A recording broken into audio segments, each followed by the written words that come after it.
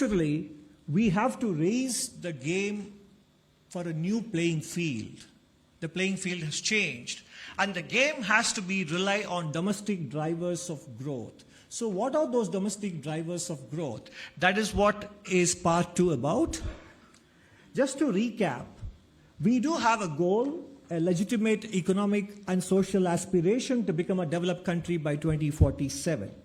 The last economic survey broke it down into multiple components, generating about 80 lakh jobs per year, increasing our share of manufacturing in GDP, plugging Indian businesses into global value chains, and creating a viable small, medium enterprise sector, which in the German language is called the Mittelstand.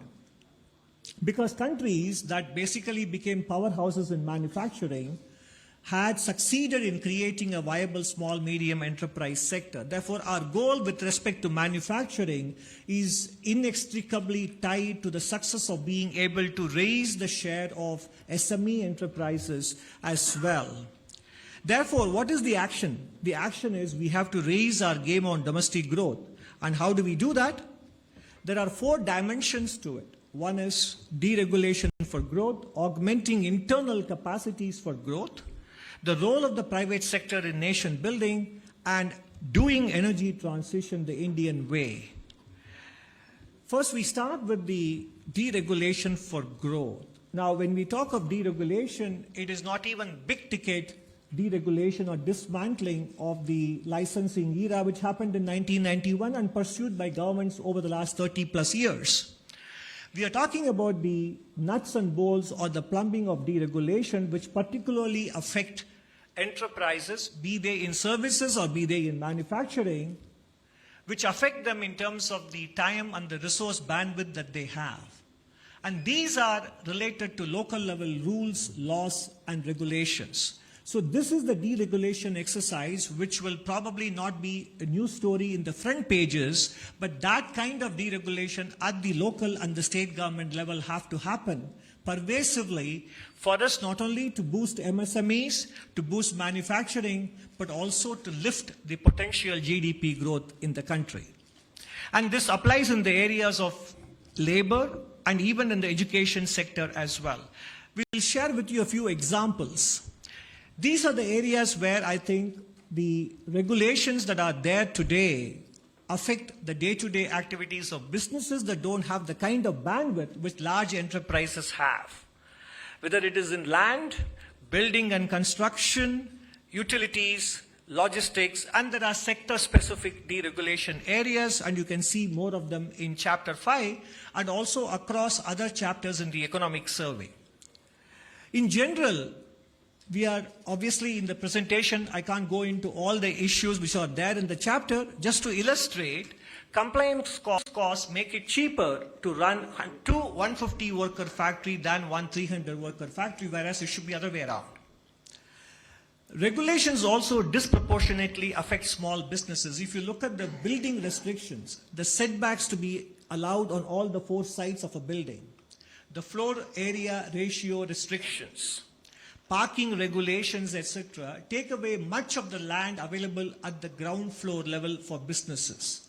So actually manufacturing can start only from the first floor onwards in many small enterprises, both in urban and rural India, if they fully comply with the letter and spirit of these regulations. Naturally, that raises the fixed cost of doing business, and naturally, it also disincentivizes more hiring. So deregulation is not just about ease of doing business, it is a pathway to employment generation. And naturally, we also know that many states impose a high markup on electricity costs supplied to businesses compared to other non-businesses. And whereas in countries like Vietnam and Bangladesh, particularly in Vietnam, which we look up to, it is the other way around in terms of being our next important competitive country.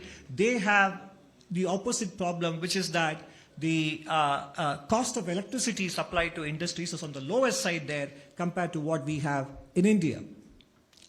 And by the way, this is not just a theoretical exercise. We have done, and you will see more of it in Chapter 7, we looked at those states which have progressed a lot on business reform action plan, And lo and behold, those states have a much higher level of industrial activity.